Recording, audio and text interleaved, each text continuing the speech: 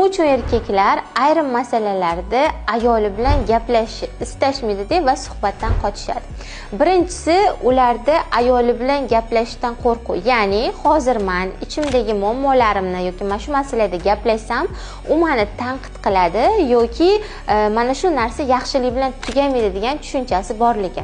Ikkinchisidan, o'zini emotsiyalarini gapirishni bila olmaydigan erkaklar. Bunday erkaklarda yoshligidan, ya'ni o'zingni hislaringni birovga gapirma, sen kuchli bo'lishing kerak degan erkaklar ayolini oldida o'zini ojiz his qilmasligi uchun keyin qandaydir negativniy tajribasi bo'lsa, ya'ni erkak bundan oldin ayoli bilan qandaydir munosabatlar haqida gaplashgani oxiri yig'i-sig'i bilan tugagan bo'lsa, qo'y, hozir men shu ayol bilan yana gaplashsam, yana shunaqa munosabat qilishi mumkin degan tajribasi uni stop degan narsani qo'yib turadi. Keyingisi bu erni ham, ayolni ham suhbatlashish stilining har xilligi.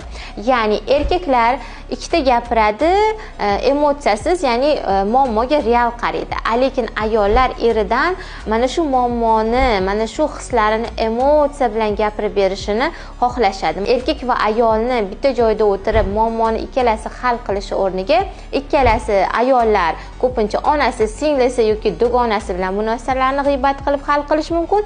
Erkaklar esa o'z do'sti yoki o'rtoqlari bilan. Ya'ni mana shu munosabatlar bo'lmayotganiga qaysi omil sababchi bo'layotganini topib, sababi ustida ishlasangiz, munosabatlaringiz garmoniyaga to'lishni boshlaydi.